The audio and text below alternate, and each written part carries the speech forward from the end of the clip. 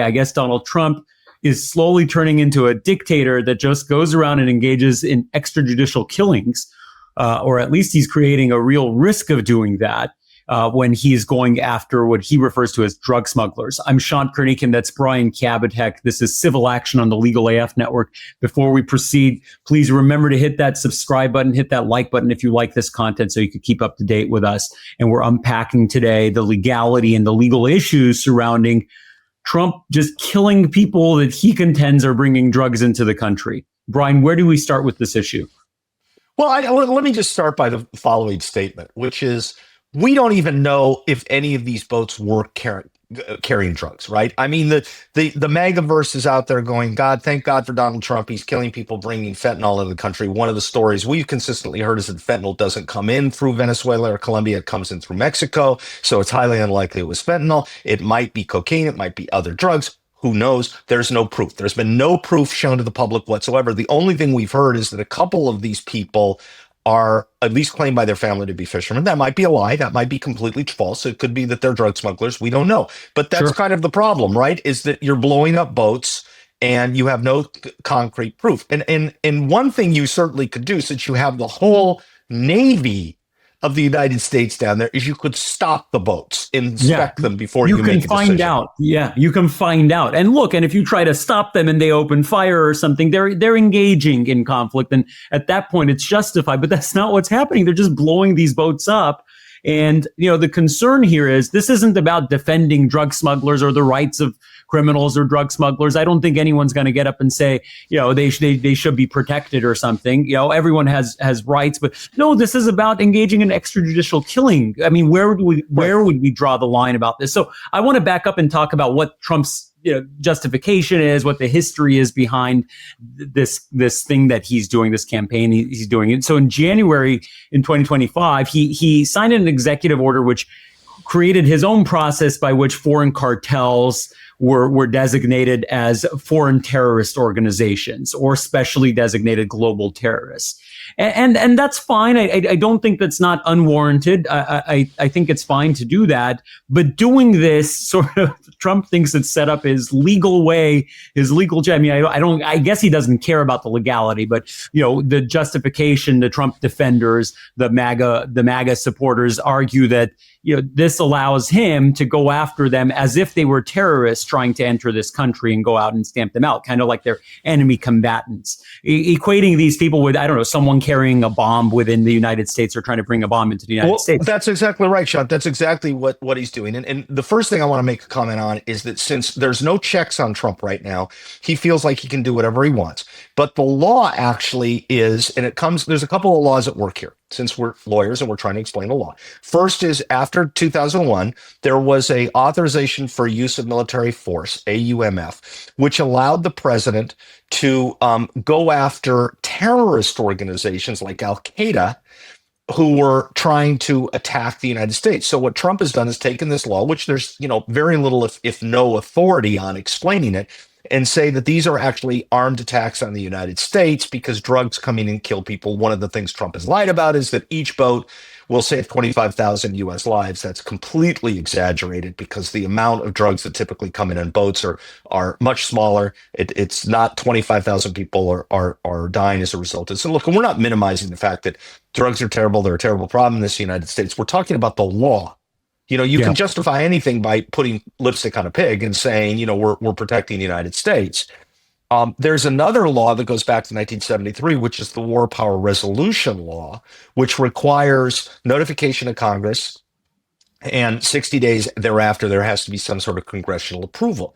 So and there's also other laws at stake here, including international law of the sea, and foreign terrorist organization designation. So one of the things that Trump's tried to do is designate these as terrorist organizations. Right, he's trying to shoehorn this into something that it kind of isn't. You know, this isn't like we're going somewhere into another region where there's armed conflict. It isn't like we don't know enough information to know whether or not there was armed combat. Well, we certainly know that the United States blew up these ships and killed these people. But we don't know if they engaged in any sort of armed, they engaged the U.S. forces in any sort of armed conflict, or shot at them first, or threatened to shoot at them, or refused to stop. We just don't know enough information. And as you said, I don't think Trump can be trusted, given his history, but and just Shocking. in general.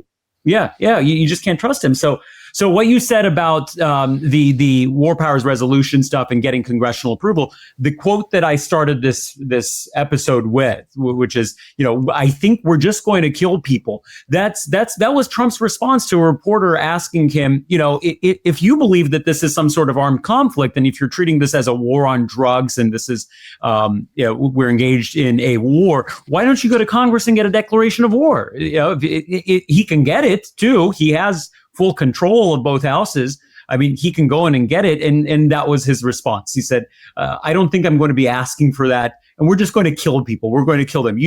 They're going to be like dead. Very, articulate response to that. Well, and let's compare this to another recent world leader. This is the former president of the Philippines, a fellow by the name of Duterte. Yeah. Who is now, I believe, under either international arrest or there's a warrant for him, and he's disappeared. Because what he was doing during his presidency was sending hitmen in to kill anyone that he suspected of being involved in the drug trade whatsoever. Kill them. Yeah. Execute them. And I remember this guy's like, he's a kind of a wannabe Trump, or maybe Trump's a wannabe Duterte. Like, I don't know which one.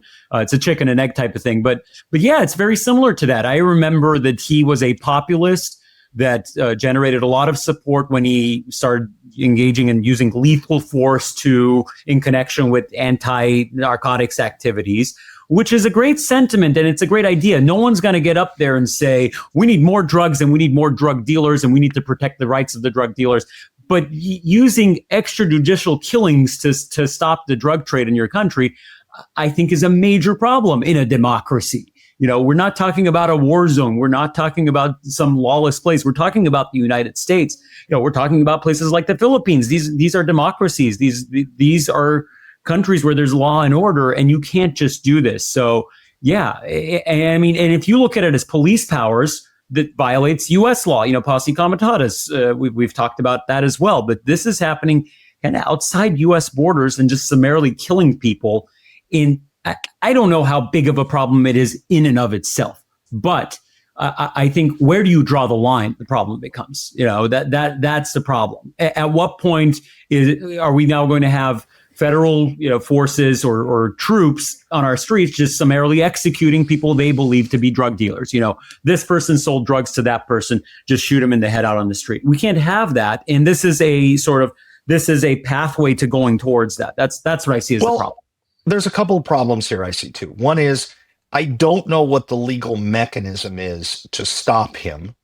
I don't know if one of the things we talk about in the law is you have to have standing.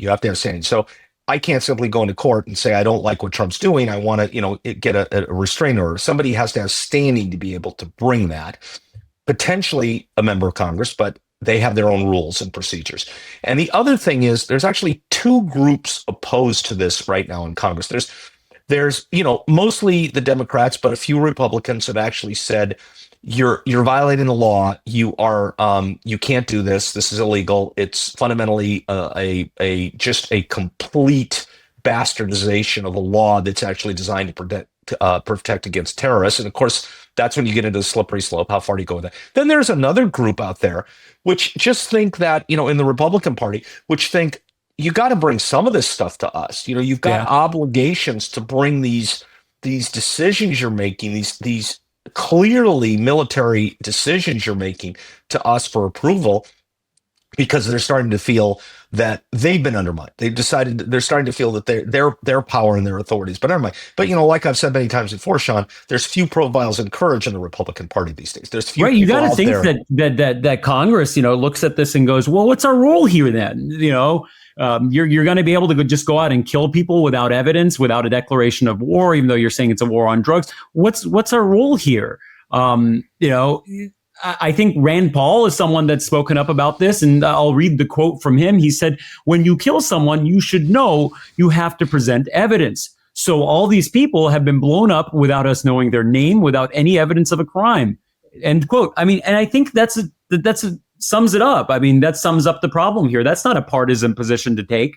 The due process requires evidence. It requires some sort of, proof that whoever you're punishing by killing here is responsible for doing what you claim they did. That's the problem. I think it's a major issue. Todd Young, a Republican from Indiana, he's expressed concerns about Congress being kept in the dark about this. Again, I think this it should be at least a bipartisan position to take, that we need to know more about this. So, hopefully some of them stand up and start drawing a line here or demanding more answers and more information. So, right. It's the slippery slope problem, Sean. I guess that's my last comment on this, which is, it's certainly easy for people in this country, whether they're MAGA or not, to look at this and go, at least somebody's doing something about these illegal drug trade.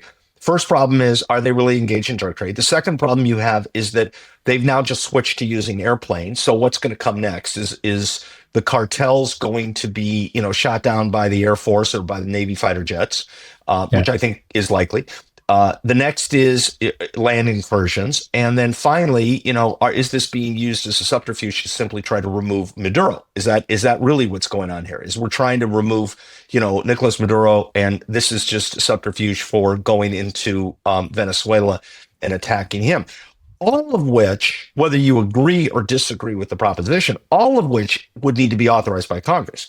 And since he does these things because ultimately he thinks that what he can do is get away with anything, and he pushes the envelope and pushes the envelope, and nobody in Congress, on the Republican side at least, stops him. Those are my last thoughts. Yeah, it's a significant issue, and I think there's huge legal ramifications. I think it erodes certain protections that exist in a democracy, and the problem is it is going to set the standard for future presidents, and that creates a problem. And the problem is lawlessness and extrajudicial killings, which I can't overemphasize. It's a serious issue, and it is a slippery slope problem. So we'll keep following this. We'll see what developments happen. I hope the developments we report with are that there's a bipartisan push to get more information about this. And I think that's what's necessary here. And we'll see how Trump's going to get shut down here, because that there's going to be some missteps, and people are going to be really pissed about this. So we'll keep covering this. I'm Sean Kurnick, and that's Brian Kabatek over there. This is Civil Action on the Legal AF Network. Reminder, if you like this content, hit that subscribe button. We appreciate your feedback. We appreciate your support. Thanks for tuning in. We'll see you on the next one. Can't get your fill of Legal AF? Me neither. That's why we formed the Legal AF Substack. Every time we mention something in a hot take, whether it's a court filing or a oral argument, come over to the Substack. You'll find the court filing and the oral argument there, including a daily roundup that I do called, wait for it, Morning AF. What else? All the other contributors from Legal AF are there as well. We got some new reporting. We got interviews. We got ad-free versions of the podcast and hot takes. Where? Legal AF on Substack. Come over now to free subscribe.